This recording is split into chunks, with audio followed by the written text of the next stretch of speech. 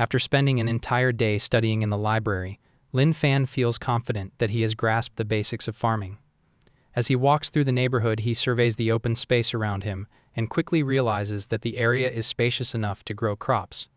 To him, this spot is perfect. With a calm resolve, he decides it's time to get started. Standing outside, Lin Fan calls out loudly, asking if anyone is still around. He introduces himself, clearly stating his name, his building, and his unit, and explains that he plans to start a small vegetable garden in the community. He asks if anyone has a problem with it. His voice hasn't even faded when growls erupt nearby. Zombies suddenly appear, rushing toward him with blood-stained clothes and twisted expressions. Without hesitation, Lin Fan engages them. He crashes through shattered glass, meets them head-on, and strikes decisively. Bodies are sent flying, heads are severed, and in moments the threat is completely eliminated. Once the surroundings fall silent, again Lin Fan stands calmly with his sword in hand. With the danger gone, he remarks that he no longer needs to worry about zombies attacking while he's planting. Looking around at the ground, littered with corpses, he calls out again, checking if there's really no one left alive in the neighborhood. Seeing no response, he concludes that there's truly no living soul left, and that no one will steal his crops anymore. Suddenly, hunger hits him. Holding his stomach, Lin Fan reminds himself that food is fuel. Before getting back to work, he decides to eat something, and also check on the mother and daughter he helped earlier. Inside the apartment, Lin Fan explains that fresh food from the market has already gone bad, so he brought instant meals instead, and encourages them to eat. The woman thanks him sincerely. Though grateful, the woman hesitates and tells him that he's already helped them so much and doesn't need to keep doing things for free. She admits her husband is gone, and worries that if something happens to her, her daughter would be left all alone. Lin Fan asks if there's anything he can help with. Shocked, she gathers her courage, blushes, and says she wants to take her daughter and go with him. Lin Fan misunderstands and explains that if they want to move into his neighborhood, he can help, and even offers to contact the agent he knows. The woman is left stunned, unsure if they're even thinking about the same thing. The scene shifts outside to a tall building under the night sky. On a rooftop, a man's phone begins to ring. Thinking it might be rescue, he answers only to hear Lin Fan calmly asking about renting a house from Xinfeng Agency. The man angrily hangs up, cursing lunatics who still care about rent during the apocalypse. When Lin Fan calls again, the man explodes in rage, but finally agrees, saying Lin Fan can have the house if he comes himself, and reveals his location at Fang Group International. Lin Fan hangs up, tells the woman the deal is settled, and leaves to meet the agent. Back on the rooftop, another man speaks with the agent, discussing supplies and survival.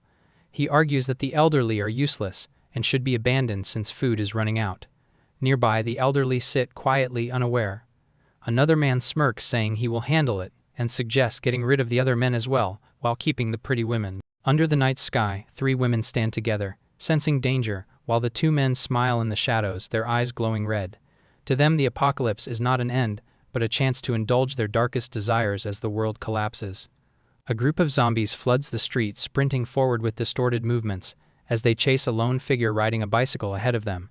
Despite the chaos, the rider keeps a steady pace, gripping the handlebars and moving forward without panic. From above, survivors, hiding among rooftop structures, notice the scene and react in disbelief, stunned by the sight of someone calmly biking through a street overrun by zombies. As the bicycle moves deeper down the road, nearby survivors question whether he can really get far using something as simple as a bike. The zombies continue their pursuit, arms outstretched, but the distance slowly widens. A close-up shows his foot pressing firmly on the pedal, the chain, and wheel spinning smoothly as he maintains his speed. Still seated on the bicycle, Lin Fan lifts his gaze toward the surrounding buildings. Tall, well-maintained towers rise around him, clearly standing apart from the ruined city. He recognizes the area as Fang International Group's residential district, and notes that it remains an exceptionally luxurious neighborhood. Lin Fan glances back and sees that the pursuing horde has fallen far behind. The zombies can no longer keep up. Seeing the growing gap, he calmly acknowledges that they have been shaken off. On a nearby rooftop, a group of survivors stands together while one man addresses them. He explains the next steps, clearly reminding everyone that they have already agreed to work together. He reassures them that as long as they stay with him and Brother Chen, they will be taken care of even in the apocalypse, with food and better living conditions. At the edge of the rooftop, a small family sits quietly against a concrete wall. An elderly couple sits close together, a child nearby with another adult staying close. None of them speak, their silence heavy as they observe the situation from a distance. The elderly man speaks softly to his wife, explaining that they are growing old and that supplies are running low. He admits that the younger survivors likely see them as a burden. He suggests leaving hope to the younger generation, so the world can someday be rebuilt. The woman nods and agrees. Nearby, another elderly man comments calmly that Brother Wang has truly accepted reality. One elder places an arm around his partner and turns toward Brother Joe, asking if he feels the same. Brother Joe replies that after a lifetime of giving, survival itself matters most now. The elderly couple continues speaking quietly. The man reflects that more suffering no longer frightens him.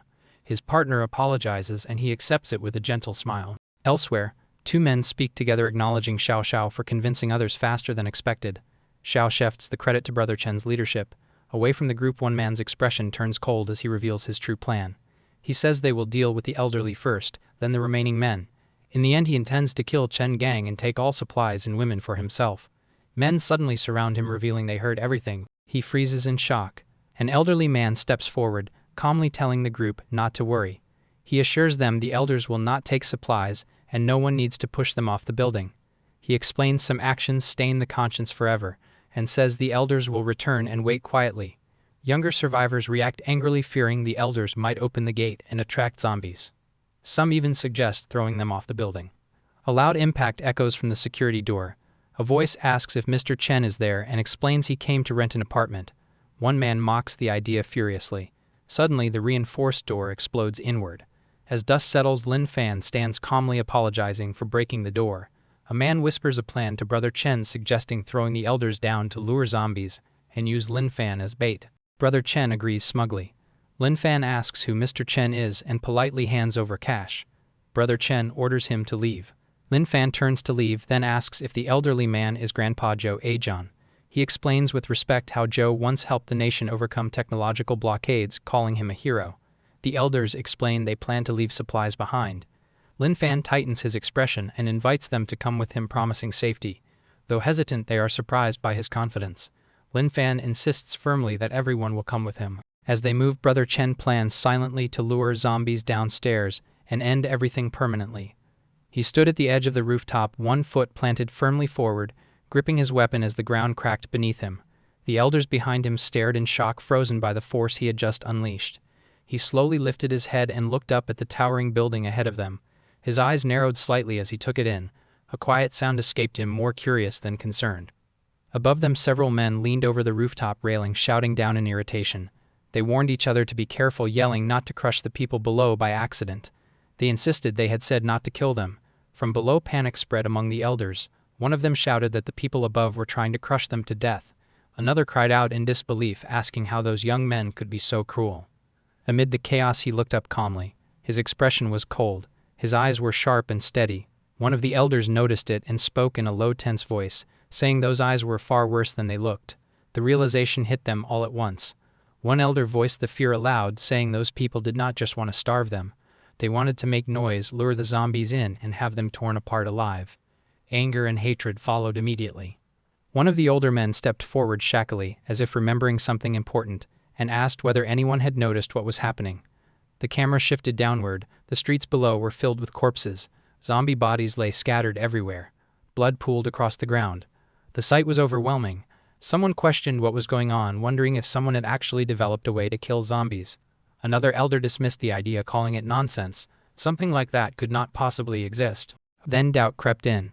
One of them hesitated. His voice trembled as he asked if it could really be true. The others fell silent, staring at him. At that moment, they all turned their heads toward the young man standing among them. He scratched the back of his head, awkwardly smiling sheepishly as sparkles filled the background. He asked why they were all staring at him like that. Still smiling, he explained that he did not have a choice. If he had not taken them out, he never would have made it safely to the rooftop. Shock hit them instantly. Their mouths fell open as they shouted in disbelief. They were not shocked by what he said. They were shocked that he had single-handedly killed all those zombies. Up on the rooftop, one man leaned over the railing, panting heavily, reporting that everything had been thrown down, but there was still no sound. Another noticed the street and shouted in confusion, asking why there were zombie corpses everywhere. One man pushed forward, irritated, demanding to see for himself. He leaned over. His expression changed instantly. His eyes widened. Sweat formed as he muttered in shock. It really was true. Their mouths fell open as they shouted in disbelief. They were not shocked by what he said. They were shocked that he had single-handedly killed all those zombies. Night had already swallowed the city when the streets outside Lin Fan's community fell quiet again. What was once chaos slowly settled, at least on the surface. Inside the compound, laughter echoed around a dining table. For the first time in a long while, warmth returned to the shelter, new faces joined the old, and the once lifeless place finally felt alive again. After dinner, Lin Fan stood up and told everyone to start eating first. He would take out the trash and grab Feifei's school bag and books while he was at it. Feifei puffed up her cheeks, accusing her uncle of holding a grudge. Lin Fan ignored her complaints and stepped outside. The streets were dim and quiet. In the distance, two wandering zombies suddenly dropped, their heads blown apart in an instant. A young man lowered his weapon, calmly muttering that two small zombies were easy work. He surveyed the area. Most of the streets nearby had been cleared. Shops would be harder to deal with. Elsewhere, inside an underground facility, a group discussed supplies. Food would last about a week. Water was still running. That itself was strange. Under normal conditions, the water plant should have shut down already. That could only mean one thing. Someone was still there. Suddenly, a violent tremor shook the area.